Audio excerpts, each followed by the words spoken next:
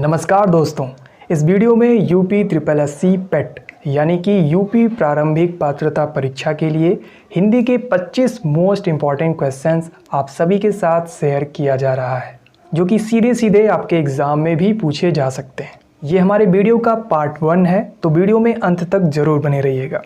लेकिन उससे पहले मैं आप सभी को बताना चाहूँगा कि हिंदी के जो प्रश्न आपके एग्ज़ाम में पूछे जाएंगे वो कितना इम्पॉर्टेंट है आपके एग्ज़ाम के लिए। चलिए इस पर बात कर लेते हैं। तो दोस्तों, अगर हम हिंदी के क्वेश्चंस की बात करें यानी कि सिलेबस की अगर बात करें तो आप देख सकते हैं ये आपका सिलेबस है जो कि आपके एग्ज़ाम में पूछा जाएगा। तो हिंदी के सिलेबस से आप देख सकते हैं टोटल 15 क्वेश्चन आपके एग्ज़ाम में पूछे जाने वाले हैं, जिसमें से 5 क्वेश्चन तो आपके ग्रामर से पूछे जाएंगे यानी कि हिंदी व्याकरण से रहेंगे, और 10 जो प्रश्न पूछे जाएंगे वो पैसेज यानी कि अपठित हिंदी गद्यांश का जो सेक्शन है, 2 आपको गद्यांश देखने को मिलेगा यानी कि 2 पैसेज आपके एग्ज़ाम में दिए जाएंगे। उन्हीं से रिलेटेड 10 क्वेश्चन आपको वहाँ पर देखने को मिलेगा। तो इस तरीके से आपने देखा कि टोटल 15 क्वेश्चन आपके एग्ज़ाम में पूछे जाने वाले हैं, और ये जो क्वेश्चन होंगे बहुत ही ज़्यादा आसान होंगे। तो इसमें बहुत ज़्यादा आपको दिमाग नहीं लगाना है, केवल आपको प्रैक्टिस करना है इन क्वेश्चंस का, और मुझे लगता है कि आप 15 में से 15 नंबर बहुत ही आसानी से एग्ज़ाम में लेकर के आ जाएंगे। तो अब चलिए बिना टाइम वेस्ट किए उन सभी इंपॉर्टेंट क्वेश्चंस को देख लेते हैं, यानी कि उसका प्रैक्टिस कर लेते हैं, जिसके लिए आप इस वीडियो को देख रहे हैं। तो आज के इस वीडियो का जो सबसे पहला प्रश्न है, कवि मलिक मोहम्मद जायसी द्वारा रचित पद्मावत किस भाषा में है? तो बहुत ही आसान प्रश्न है, मुझे लगता है इसका आंसर सभी को पता होगा। तो जिनको भी नहीं पता, करेक्ट आंसर है ऑप्शन बी, अवधी। आगे बढ़ते हैं। क्वेश्चन नंबर दूसरा है, कवि की भक्ति का स्वरूप क्या है? तो दोस्तों, कबीर दास की जो भक्ति का स्वरूप है वो है निर्गुण। तो ऑप्शन ए इसका करेक्ट आंसर हो जाएगा। आगे बढ़ते हैं। क्वेश्चन नंबर तीसरा है, ठेठ हिंदी का ठाठ किसकी रचना है? तो आपको बताना है ये किसकी रचना है, ठेठ हिंदी का ठाठ। तो दोस्तों, इसका सही उत्तर है किशोरी दास वाजपेयी, यानी कि ऑप्शन सी करेक्ट आंसर हो जाएगा। आगे बढ़ते हैं। अगला प्रश्न है, प्रेमचंद्र के अधूरे उपन्यास का नाम है? यानी कि मुंशी प्रेमचंद्र जी का कौन सा उपन्यास है जो कि अधूरा था? तो बहुत ही आसान प्रश्न है, करेक्ट आंसर है ऑप्शन डी, मंगलसूत्र। अब आइए आगे बढ़ते हैं। क्वेश्चन नंबर 5 है, महादेवी वर्मा को किस पुस्तक पर ज्ञानपीठ पुरस्कार मिला था? करेक्ट आंसर है दोस्तों ऑप्शन बी, यामा।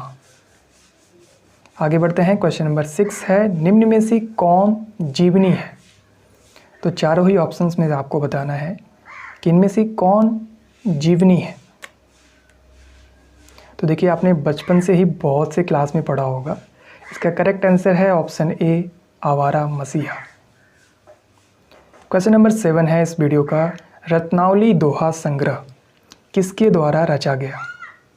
तो इसका जो आंसर है बहुत ही आसान है, करेक्ट आंसर है ऑप्शन बी, रत्नावली। आगे बढ़ते हैं। साकेत महाकाव्य के रचयिता हैं? इसका करेक्ट आंसर है मैथिली शरण गुप्त, यानी कि ऑप्शन डी। आगे बढ़ते हैं। कामायनी महाकाव्य के रचयिता कौन है? तो इसका भी आंसर बहुत ही आसान है, मुझे लगता है सभी को पता होगा, जयशंकर प्रसाद, यानी कि ऑप्शन डी। क्वेश्चन नंबर 10 है, सुमित्रा नंदन पंत को किस कृति पर ज्ञानपीठ पुरस्कार मिला? तो दोस्तों, सुमित्रा नंदन पंत जी को चिदंबरा के लिए ज्ञानपीठ पुरस्कार दिया गया था। अब आगे बढ़ते हैं। क्वेश्चन नंबर 11 है, पुरस्कृत पुस्तक हवा में हस्ताक्षर किस साहित्यकार की रचना है? तो देखिए, बहुत ही इंपॉर्टेंट प्रश्न है, यह आपके एग्ज़ाम में पूछा जा सकता है, तो इसे आप सभी को ज़रूर याद कर लेना है। इसका करेक्ट आंसर है option D, doctor Kailash Vajpayee. अब चलिए आगे बढ़ते हैं। क्वेश्चन नंबर 12 है, खड़ी बोली का प्रथम महाकाव्य कौन सा था? इसका सही उत्तर है ऑप्शन ए, प्रिय प्रवास। अब आगे बढ़ते हैं। क्वेश्चन नंबर 13, हिंदी भाषा का प्रथम प्रमाणिक ग्रंथ कौन सा है? तो इसका सही उत्तर है ऑप्शन ए, पृथ्वीराज रासो। अब चलिए बढ़ते हैं क्वेश्चन नंबर 14 की तरफ। ढाई अक्षर प्रेम का पढ़े सो पंडित होय, इन पंक्तियों के रचयिता का नाम है। तो बहुत ही आसान प्रश्न है, इसका करेक्ट आंसर है ऑप्शन सी कबीरदास। अब चलिए आगे बढ़ते हैं। क्वेश्चन नंबर 15 है, ठिठुरता हुआ गणतंत्र इस व्यंग्य संग्रह के व्यंग्यकार हैं। इसका जो करेक्ट आंसर है दोस्तों वो है हरिशंकर परसाई। आगे बढ़ते हैं। क्वेश्चन नंबर 16 है, निम्नलिखित में से कौन सी रचना मैथिली शरणगुप्त कृत नहीं है।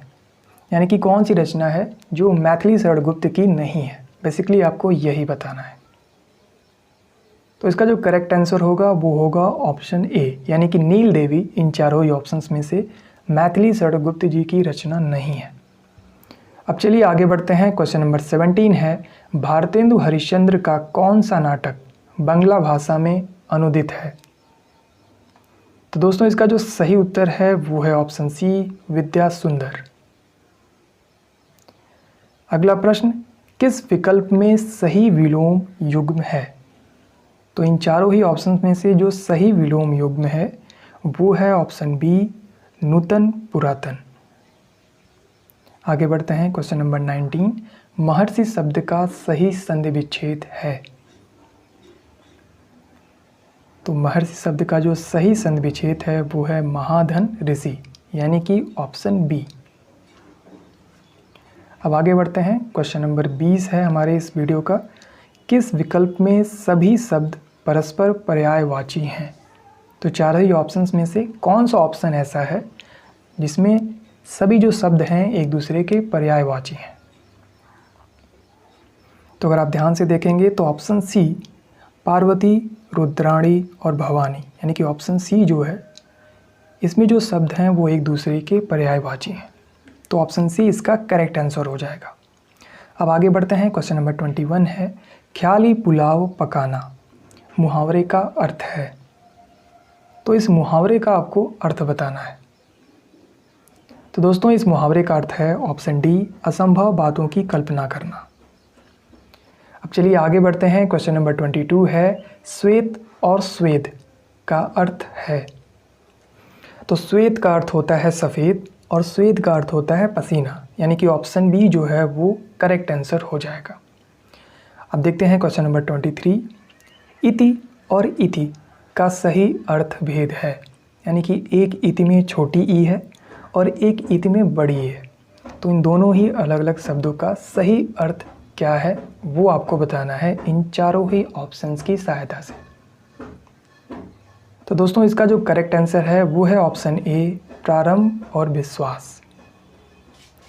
आगे बढ़ते हैं। क्वेश्चन नंबर 24, और दोस्तों आपको बताना चाहेंगे इस वीडियो में जो भी क्वेश्चंस आप देख रहे हैं, अगर आपको इसका PDF चाहिए तो आप हमारे टेलीग्राम ग्रुप को ज्वाइन कर सकते हैं। तो सभी ज़रूरी लिंक आपको डिस्क्रिप्शन बॉक्स में दिया गया है, वहाँ से आप हमारे टेलीग्राम ग्रुप को ज्वाइन कर सकते हैं। और इन सभी क्वेश्चंस के साथ साथ बाकी के भी जो फ्यूचर में क्वेश्चंस वहाँ पर शेयर किए जाएंगे या फिर जो वहाँ पर क्यूज़ वगैरह कंडक्ट किया जाता है वो भी आप वहाँ पर देख पाएंगे। तो देखिए क्वेश्चन नंबर 24 है, स्थावर का विलोम शब्द है। तो दोस्तों स्थावर का जो विलोम है वो है जंगम। अब चलिए इस वीडियो के सबसे लास्ट वाले प्रश्न को देखते हैं। बिल्ली को पहले दिन ही मारना चाहिए का अर्थ है। तो चारों ही ऑप्शंस में से जो भी सूटेबल आंसर है वो आपको यहाँ पर टिक करना है।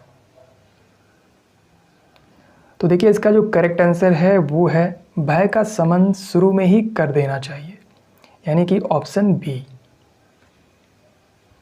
तो दोस्तों हम उम्मीद करते हैं कि ये जो भी क्वेश्चंस आप सभी के साथ शेयर किया गया है इस वीडियो में आप सभी को अच्छे से समझ में आ गया होगा। अगर कोई डाउट हो तो आप कमेंट बॉक्स में पूछ सकते हैं। और दोस्तों जैसा कि मैंने आप सभी को बताया, यूपी SSSC पेट के एग्ज़ाम में हिंदी के जो भी प्रश्न पूछे जाते हैं बहुत ही आसान होते हैं। तो आपको चाहिए कि आप रेगुलर उसका प्रैक्टिस कीजिए, जहाँ से भी आपको क्वेश्चंस मिले उसकी आप रेगुलर प्रैक्टिस कीजिए। और जो आपको मैंने वीडियो के शुरू में सिलेबस बताया हुआ था आप देख लीजिए। सिलेबस दोबारा से मैं आपको बता देता हूँ। हिंदी में इन सभी टॉपिक से 5 प्रश्न आपको देखने को मिलेगा, तो ध्यान से देख लीजिएगा। इन सभी टॉपिक से 5 प्रश्न पूछे जाएंगे और इसके साथ ही साथ 2 आपके पैसेज होंगे हिंदी से, यानी कि 2 हिंदी के गद्यांश होंगे, उनसे भी रिलेटेड 5-5 प्रश्न आपके एग्ज़ाम में पूछे जाएंगे। तो इस तरीके से अगर पैसेज की बात करें तो टोटल 10 नंबर के प्रश्न होंगे, यानी कि 10 क्वेश्चन।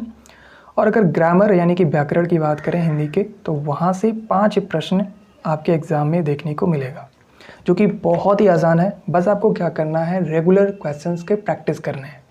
तो अभी जिस तरीके से हमने 25 इंपॉर्टेंट क्वेश्चंस आप सभी के साथ शेयर किया है, इसी तरीके से आगे भी हम और भी इंपॉर्टेंट क्वेश्चंस को आप सभी के साथ शेयर ज़रूर करेंगे। तो इसलिए इम्पॉर्टेंट है कि आप सभी हमारे चैनल को सब्सक्राइब करके रखिएगा, और लिंक जो हमने दिया है डिस्क्रिप्शन बॉक्स में टेलीग्राम ग्रुप का, उसको भी आप ज्वाइन ज़रूर कर लीजिएगा। तो फिलहाल इस वीडियो में सिर्फ इतना ही। उम्मीद करते हैं कि आप सभी अपनी तैयारी को अच्छे से करेंगे। तो मिलते हैं अपने नेक्स्ट वीडियो में, तब तक के लिए धन्यवाद।